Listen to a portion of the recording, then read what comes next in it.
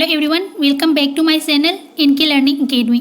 आज की इस वीडियो में हम लोग देखने वाले हैं BSc part 1 math important guess question. तो इस वीडियो में हम लोग BSc part 1 math set theory का इम्पॉर्टेंट गेस क्वेश्चन देखेंगे।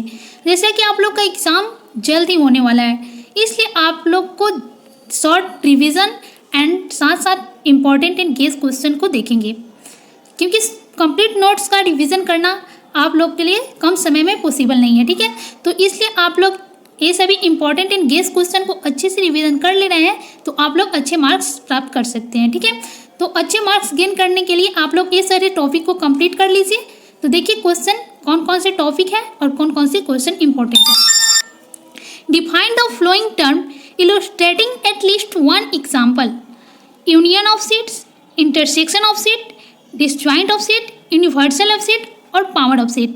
ये सारे टॉपिक आप लोग अच्छे से देख लीजिएगा। ठीक है, क्योंकि यूनियन ऑफ सेट इसका एग्जाम्पल और union of set and intersection of set और डिसजॉइंट ऑफ सेट, ये सारे टॉपिक से रिलेटेड आप लोग को क्वेश्चन भी पूछे जा सकते हैं। ठीक है, एग्जाम्पल और डिफिनीशन के साथ आप लोग को क्वेश्चन भी सॉल्व करने के लिए पूछे जा सकते हैं, इसलिए आप लोग ये सारे टॉपिक को अच्छे से क्लियर कर लीजिएगा। ठीक है, तो देखिए यूनियन ऑफ सेट्स क्या है।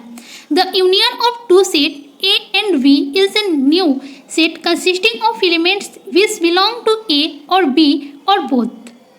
V denotes the union of A and V by A union B. A union V is equal to होता है A का सेट और B का सेट, दोनों का सेट को कंबाइन कर देंगे तो क्या हो जाएगा A union B। तो A union B is equal to हो जाएगा set consisting of element A and B both। ठीक है, तो सेट ए एक है और एक सेट बी है। ठीक है, और सेट ए का जो एलिमेंट होगा और सेट बी का एलिमेंट होगा, दोनों का सेट होगा वह का एलिमेंट जो लाइज करेगा वो होगा ए यूनियन बी। तो A union B is equal to हो जाएगा जैसे X such that X belongs A और एक्स बिलोंग्स बी। एक्स के सभी एलिमेंट ए के सभी एलिमेंट एक्स में लाइज करना चाहिए और बी का भी सभी एलिमेंट एक्स में लाइज करना चाहिए। ठीक है, तो यहाँ पे A union B is equal to हो जाएगा X such that X belongs A और एक्स बिलोंग्स बी। यहाँ पे देखिए ए क्या है, A is equal to A B C, एक सेट है और सेट ए का एलिमेंट है A B C and B एक सेट है और उसका element C D E F. ठीक है, तो ए एक सेट है और सेट को क्या कैपिटल लेटर से डिनोट करते हैं और उसके एलिमेंट को स्मॉल लेटर से। ठीक है, तो इस सभी बातें को आप लोग ध्यान रखिएगा कि यहाँ पे एक सेट है और सेट को क्या करते हैं, सेट को कैपिटल लेटर में लिखते हैं और उसके एलिमेंट को स्मॉल लेटर में। तो देखिए A union B is equal to हो जाएगा ए का सेट ए का एलिमेंट एंड सेट बी का एलिमेंट, दोनों का एलिमेंट। ठीक है, यहाँ पे ए बी सी सेट ए का एलिमेंट है और B equal to set B में सी डी ई एफ। ठीक है, सेट बी में है तो यहाँ पे A union B is equal to हो जाएगा A B C D E F. ठीक है, A union B is equal to set of element lies in A and B both. ठीक है, अब देखिए इंटरसेक्शन ऑफ सेट क्या होता है। Intersection of set, the intersection of two set A and B is defined as the set of all those elements which are in A as always B symbolically we write।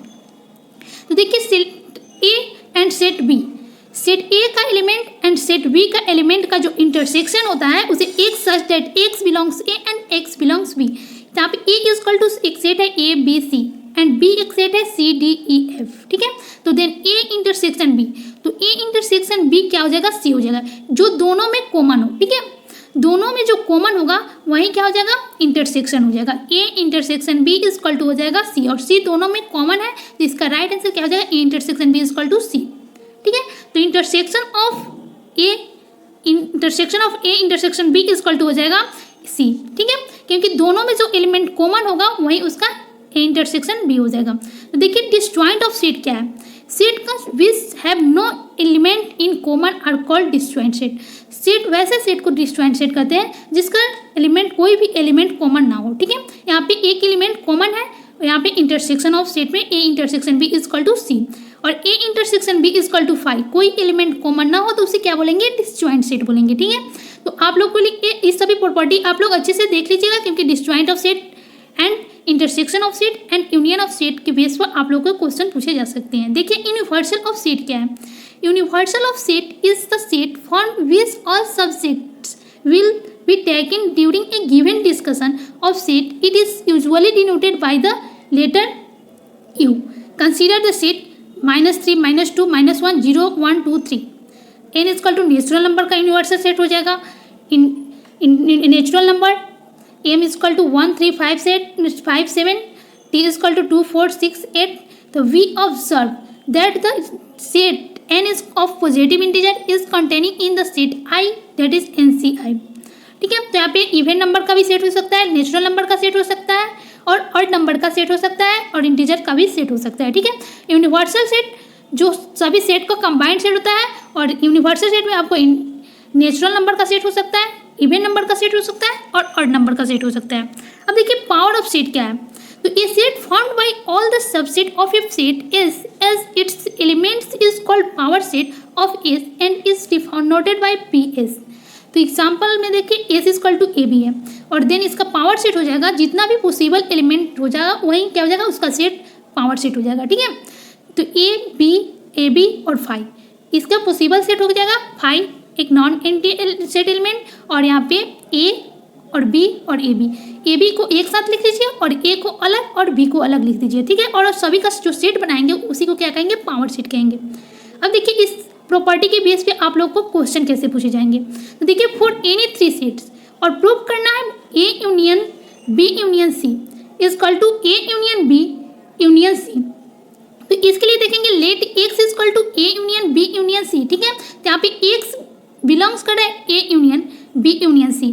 तो X belongs करेगा ए और union है तो एक और लिखेंगे और universal होगा, इंटरसेक्शन होगा तो यहाँ पे एंड करेंगे. ठीक है, तो यूनियन के लिए और इंटरसेक्शन के लिए एंड. तो एक्स बिलोंग्स ए और X belongs A B union C.